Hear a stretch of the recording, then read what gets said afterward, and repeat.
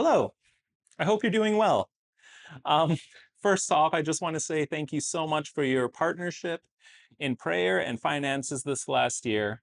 I've been in Thailand now for 3.5 years, and I'm so thankful for you just being invested in what the Lord is doing here in Thailand and in my life. I want to take some time and celebrate what God did last year and just talk about what you have been sowing into. As you know, I'm working with a ministry called Glad World, and in Glad World's own language, we see a vision of a global family that lives like Jesus did. I believe that this is an articulation of what Jesus had in mind when he gave us the Great Commission. Out of the Son's relationship and unity with the Father, he saw the Father's good plan to fill the whole world with his kingdom and with his glory. He saw the destination. And when he gave us the Great Commission, he was pointing us in the direction of what the Father was doing and is doing.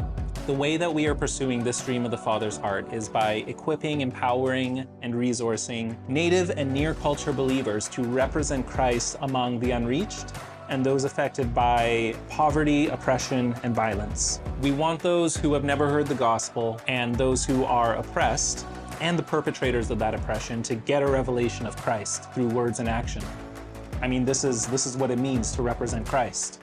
And often the most effective way to do this is to find the believers who are either from the target community or neighbor the target community, those who already have a heart for their own people, and lend our strength so that they can do what they're doing as effectively as possible. They have already got a dream for God's kingdom to come in their villages, in their cities, in their nations, on earth as it is in heaven, because they have seen this vision of the Father's heart.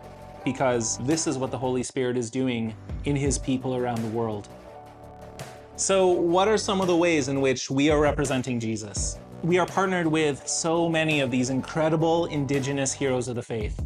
You know, these are people who are literally risking their lives to bring relief to war zones. They're bringing hope to areas devastated by natural disasters. They're seeing just radical transformation in some of the most violent places on earth by the proclamation of the gospel. Through these partners and through the partnership and generosity of Jesus followers around the world, in 2025 we saw hundreds of local believers trained and mobilized, 13 least reached people groups impacted, over 1,000 decisions for Christ, hundreds who testified to receiving healing in Jesus' name, 11 slaves freed, over 850,000 meals distributed. By the way, I'm pulling these numbers straight from Glad World's. That's my script. That is Glad World's year-end testimony review. It's awesome. It's filled with stories of God loving people. I highly recommend you read it, and I'll include a link to it in this email. I was directly involved in evangelism, in discipleship for new believers, emergency disaster relief, local outreaches, and the thing that I consider to be my main role in Glad World, media. Storytelling, glorifying Jesus through the mediums of writing, photo, and video. One standout example of this for me personally is the video that I made about the family we freed out of slavery. I got the privilege of sharing their story with believers all over the world, and as I was reflecting on this, just thinking about some of the impact that was able to have, I was just really, really thankful. Believers worldwide know about them and have prayed and interceded for them. Resources have come in for that family to set them up for life outside of slavery. That family knows that they're not alone, but that God sees them and we see them. The body is now more aware of other of its members who are in similar situations.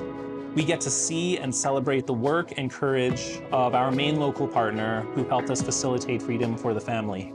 All of us together, both the family and those who have heard their story, we get to praise and worship God for what he's done. We get to glorify him for what he's done.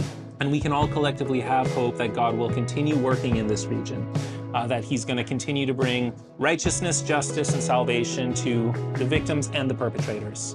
And it is such an honor and a privilege to do that. In a small way, I feel like Luke, running around and just recording the things that the Holy Spirit is doing. And it's actually really important to tell these stories. You know, through them, the body is knit together in love, God is glorified, and we get to believe God for more in our own communities.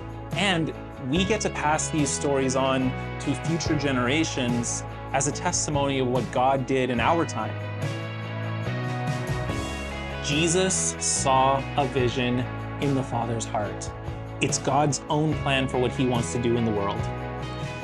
And the role of media in bringing that dream to fruition is to show people. You know that age-old storytelling advice, show, don't tell? We are positioned, you and me, are positioned to show people the dream that is burning in their Father's heart, a global family that lives like Jesus.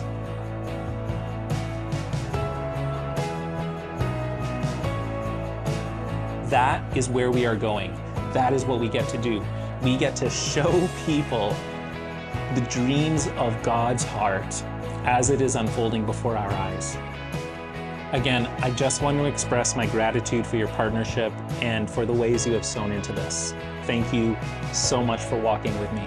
And I am so excited to see what the Lord does through us, his global body, in 2026.